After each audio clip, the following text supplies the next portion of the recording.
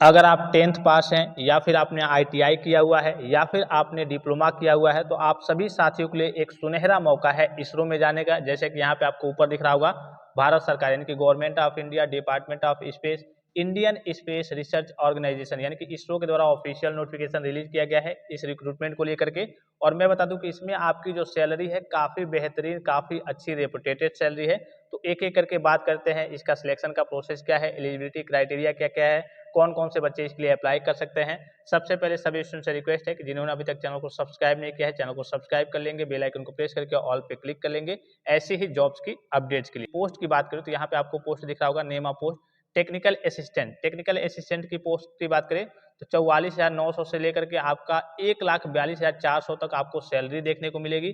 इसमें अगर हम बात करें तो यहाँ पे दिख रहा होगा आपको मैकेनिकल के बच्चे इसके लिए एलिजिबल हैं। नंबर ऑफ पोस्ट यानी कि कल की वैकेंसी जो है वो 10 है। और यहाँ पे देखिए आपका मांगा क्या गया है इसमें, तो प्रथम श्रेणी के साथ यांत्रिकी इंजीनियरिंग में 3 वर्ष का डिप्लोमा यानी कि 3 year diploma in mechanical engineering with first class यानी कि फर्स्ट डिवीजन के साथ अगर आप पास हैं, 3 साल का अगर आपने डिप्लोमा किया हुआ है मैकेनिकल इंजीनियरिंग में, तो आप इसके लिए एलिजिबल हैं, आप इस पोस्ट के लिए अप्लाई कर सकते हैं। इसके अलावा यहाँ पे इलेक्ट्रिकल के बच्चों के लिए है, यही आपका पोस्ट है यानी कि टेक्निकल असिस्टेंट का ही पोस्ट रहने वाला है। और इसमें जो वैकेंसी है केवल एक है और इसमें आपका अगर आपका डिप्लोमा है इलेक्ट्रिकल इंजीनियरिंग में तो आप इसके लिए अप्लाई कर सकते हैं। फिर आपको दूसरा पोस्ट दिख रहा होगा, टेक्नीशियन बी का पोस्ट दिख रहा होगा। इसमें जो आपकी सैलरी रहने वाली है 21,700 से लेकर के 69,100 तक आपको सैलरी देखने को मिलेगी। इसमें जो बच्चे ITI किए हुए हैं, 10th पास या फिर 12th पास करके ITI किए हुए हैं, उनके लिए है। कौन से ट्रेड से, तो वेल्डर आपका हो गया, फिर नीचे आएंगे इलेक्ट्रॉनिक मैकेनिक हो गया, टर्नर हो गया, ठीक है। फिर आपका कहिए कि मैकेनिक ऑटो इलेक्ट्रिकल एवं इलेक्ट्रॉनिक्स हो गया, फिटर हो गया, मशीनिस्ट हो गया। इनसे अगर आपने ITI किया हुआ है तो आप इसके लिए एलिजिबल हैं। फिर से अगर नेक्स्ट पोस्ट की बात करें तो यहाँ पे आपको दिख रहा होगा हैवी व्हीकल ड्राइवर ए। इसमें आपको सैलरी 19,900 से लेकर के 63,200 के बीच देखने को मिलेगी। और इसमें अगर आप केवल 10th पास हैं, क्या है, अगर आप केवल 10th पास हैं और आपके पास एक्सपीरियंस है 5 साल का कहिए कि व्हीकल में, यानी कि कहिए कि देखिए यहाँ दिख रहा होगा 5 वर्षों का अनुभव, इनमें से भारी वाहन चालक के रूप में न्यूनतम 3 वर्ष, यानी कि अगर आप हैवी व्हीकल ड्राइवर हैं तो आपके लिए 3 साल का अगर आपके पास एक्सपीरियंस है तब भी आप इसके लिए एलिजिबल हैं। अगर नॉर्मल अगर आपके पास कहिए कि लाइट व्हीकल वगैरह आप चलाते हैं तो 5 साल का अगर आपके पास एक्सपीरियंस है और केवल अगर आप 10th पास हैं तो आप इस पोस्ट के लिए एलिजिबल हैं। लाइट व्हीकल ड्राइवर, ये वो तो आपका हैवी व्हीकल ड्राइवर के लिए था, ये लाइट व्हीकल ड्राइवर के लिए पोस्ट है। और इसमें आपको सैलरी 19,900 से लेकर के 30,200 के बीच देखने को मिलेगी। और इसमें भी वही है, 10th पास होने चाहिए और 3 साल का आपके पास एक्सपीरियंस होना चाहिए लाइट व्हीकल ड्राइवर के रूप में। इसमें भी नंबर ऑफ पोस्ट की बात करें तो 2 पोस्ट है, 2 में से एक आपका कहिए कि पहले से ही रिजर्व है।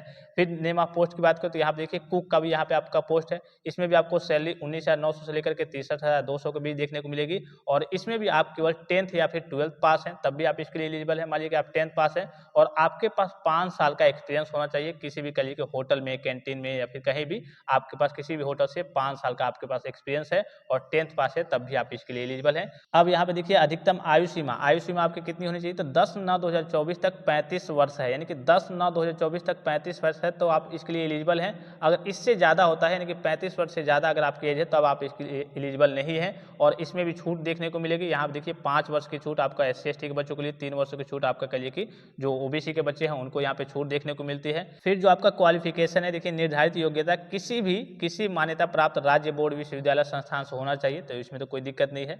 फिर यहाँ पे देखिए चयन प्रक्रिया, सिलेक्शन प्रोसेस क्या है, तो इसमें बस आपका एक रिटन टेस्ट होगा। यहाँ पे आपको दिख रहा होगा रिटन टेस्ट और आपका एक स्किल टेस्ट होगा। रिटन टेस्ट की बात करें, देखिए यहाँ पे 80 यहाँ पे पोस्ट बाय पोस्ट, जैसे कि आपका कौन सा पोस्ट है, ठीक है, किस पोस्ट के लिए आप अप्लाई कर रहे हैं, तो पोस्ट बाय पोस्ट सारी चीज़ें डिवाइड है। जैसे कि यहाँ पे देखिए पोस्ट नंबर 773 और 780 तक की बात करें तो 80 बहुविकल्पी प्रश्न होंगे जिनमें से प्रत्येक सही उत्तर के लिए 1 अंक होगा।